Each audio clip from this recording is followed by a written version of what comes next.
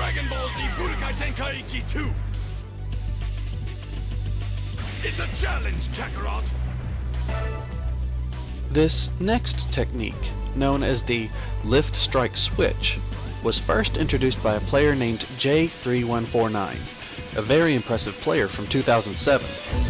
The lift strike terminus is recognized as one of the most powerful combo inclusions of Tenkaichi 2, at least when relating attack to damage ratio.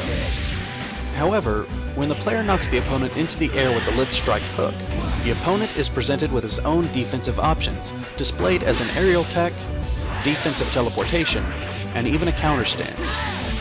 The lift strike counter stance was not mentioned earlier with counter stances, simply because this particular counter stance is not activated in the same manner.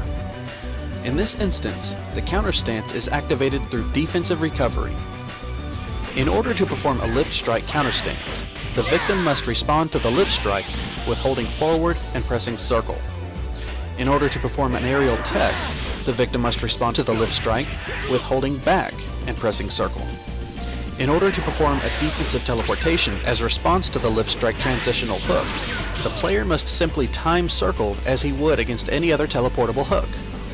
Since the follow-up attack of the lift strike combo consists of base melee, or the transitional hook, a counter stance may or may not prove to be effective. A counter stance will do nothing against a transitional hook, and an aerial tech will do nothing against a base melee follow-up. The aerial tech may be enough to evade the transitional hook, but one cannot be sure that the attacker is not using base melee as a transitional means to reach the lift strike combo. The same can be said for a well-timed defensive teleport. However, the fact that the opponent is given the chance to defend against the lift strike combo, not even mentioning the combo breaker, some attacking players may choose to go with the lift strike switch as a viable alternative. While a normal switch is a means of using the shift for rear positioning, the lift strike switch simply uses the momentum built from the transitional X and applies it as a new method for reaching optimal positioning by immediately holding left or right. If done correctly, the opponent's attempt to defend against the lift strike combo will actually position himself for the player to move around into rear positioning. The player will know the switch was performed correctly if rear positioning is gained in a very quick movement. This movement is most recognized when the opponent attempts to perform the counter stance. If he performs an aerial tech, rear positioning can still be obtained, but only with higher difficulty. If the opponent falls to the ground and simply refuses to recover in time, the lift strike switch does nothing in terms of offensive positioning. This is the choice that the player must make when conducting any tactical transition. Many players will come to realize the speed of various maneuvers, namely the dash and dragon dash. Between the two, a player may categorize the speed of a rush attack with that of a dragon dash. However, as explained before, the speed of a rush attack will vary in relation to the character in use. This may lead one to believe that if a player has the right character with the right speed, one can outrun any rush attack with a dragon dash, given the consensus that the dragon dash produces a higher velocity than the normal dash. The truth is, while side movement can be used as an evasion against the non-homing rush attack, the movement included in any rush attack is faster than any character's dragon dash. If one were to initiate a retreating dragon dash at the right distance at the commencement of a rush attack, one may find escape. However, if one is even close to the step-in barrier, a homing rush attack will catch a retreating player who relies on dragon dash to create the required distance. If one is inclined to use the dragon dash, one would best direct it back at the approaching opponent for flash animation. Now, when I say that a player would have a slim chance of outrunning a rush attack with dash and even dragon dashing, a player is still left with another maneuver that, under the right circumstances, can outrun a rush attack. Referencing one of Zoso9391's opponents by the name of Matthias, the homing rush attack can be outran by ascension and descent, given the right point of initiation and room to cover the necessary distance. Knowing the different defenses for the variety of attacks in the opponent's arsenal is one thing, but knowing what distances one must control in order to defend properly is another matter. Zoning in Tenkaichi 2, even in the traditional sense, extends far beyond the natural reach of any given character simply because different attacks can cover great distances, be it energy-based attacks, rush attacks, and even a support blast known as the instantaneous transmission. Understand that one may not always have the room to completely outrun a homing rush attack, but it is important to note that during such evasion, the opponent is brought in close, well within the step and barrier. If a player realizes that such evasion can be cut short due to stage limitations, such as ceiling or grounded proximity, one can perform the step-in directly from the ascension or descent to execute the step-in rush attack defense. As you must know by now, as powerful as the rush attacks may seem, a knowledgeable player is granted more than a necessary means for proper defense. Ascension Evasion. When we consider close proximity combat, the initiation of any side movement is strictly bound by orientation, thus forcing all side movement to in fact be sided movement in connection to the circumference surrounding the opponent. In order to break free from orientation while positioned inside the step-in barrier, one would need to incorporate dragon movement. Knowing this, one may become familiar with the speed of side movement in relation to what offensive options are available to the opponent. Unlike many fighting games that deal with strafe zoning, the speed of attack initiation is faster than that of the strafe evasion. For example, in Mortal Kombat Deadly Alliance, a player can be right next to his opponent and use side evasion to dodge the initiation of the opponent's attack. Though this is possible in Tenkaichi 2 at the right distance, the smaller the radius gets, the lesser the chance of the defensive evasion through strafe zoning. Now that we have established a conceptualization of how side movement is defensively performed within the step-in barrier, let us now consider how directional incorporation affects the nature of ascension and descent. When holding R1 or R2 to ascend or descend respectively, holding a direction will result with the character ascending or descending in the specified direction. Performing this directional incorporation will also result with the character facing the specified direction as well, even when inside the step-in barrier. Now, performing ascension or descent must be initiated outside of the step-in barrier, so any close proximity advantages can only be realized if the opponent approaches the player. That being said, while the ground will surely terminate any descent once reaching ground level, if a player performs the ascension technique and reaches the top of the stage, the upper limitations will not force the player to terminate ascension performance. Therefore, one can remain in ascension animation by simply holding R1 without ascending any further.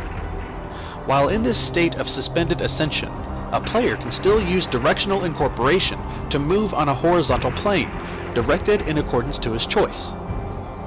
Knowing this, one must now understand how such directional incorporation changes the aspect of sided movement within the step-in barrier.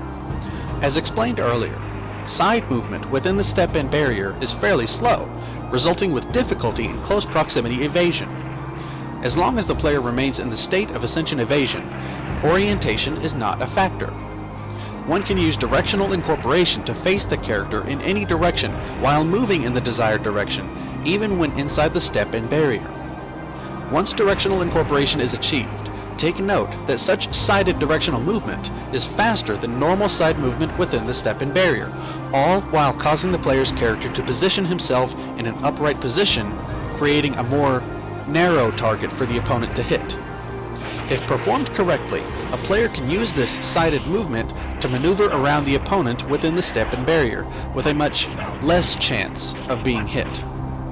This is due to the difference in the time required for attack activation as well as melee type of the opponent's character versus the speed and size of the player's character and opponent's recovery time regarding orientation. This is a fantastic method for humiliation, if not simply a means to reach rear positioning. Understand that descent will work with a smoother effect in stages with groundless areas. This is known as surfing.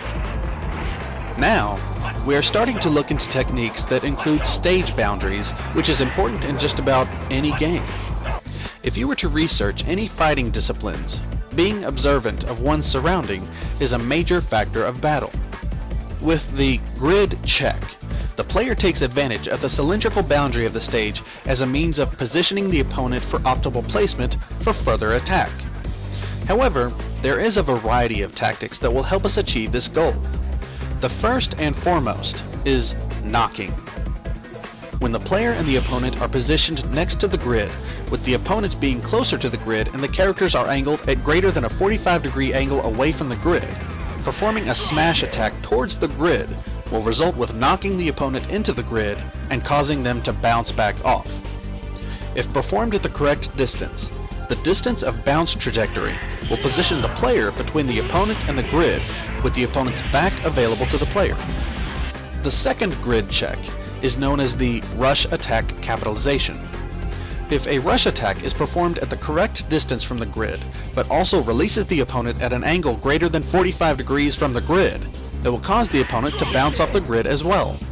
In order to take advantage of this, the player must perform a neutral dash directly after the release of the rush attack animation to ensure availability for positioning himself in accordance to the check. As soon as the player bounces off the grid, the player can choose to perform a dashing melee attack, or he can perform the switch.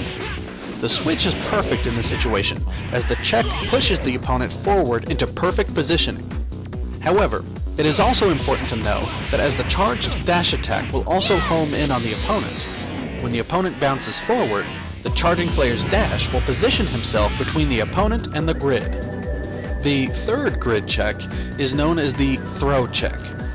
While any grab that takes place next to the grid will be released towards the center of the stage, throws that take place away from the grid will be released in whichever direction they were grabbed. If a player grabs an opponent and releases them into the direction of the grid at an angle greater than 45 degrees from the grid, it will cause the opponent to bounce off the grid as well. In this instance, the player would treat this check like rush attack capitalization for proper position. The fourth and final grid check is known as the dragon dash check. This check is somewhat of a mix between knocking and rush attack capitalization. When performed at the correct distance from the grid, a player can perform a smash attack that knocks the opponent into the grid, while knocking simply knocks the opponent into the proper position due to close proximity to the grid. The dragon dash check is performed away from the grid. In this instance, performing an immediate neutral dash after the smash attack will result with dragon dash, or homing movement. If performed correctly, the follow-up dragon dash will position the player between the opponent and the grid as the opponent bounces forward off the grid. Okay, now, this next technique is one of the most dangerous techniques in the game, and will likely require an episode all of its own. But it is good to know that we are getting further along here in the mechanical and technical understanding of Tenkaichi gameplay. So, stay tuned for the next episode, at which time we will discuss the ground and pound. This is ZeroAnnihilated, and you are watching Dragon Ball Z Budokai Tenkaichi 2 Evolution.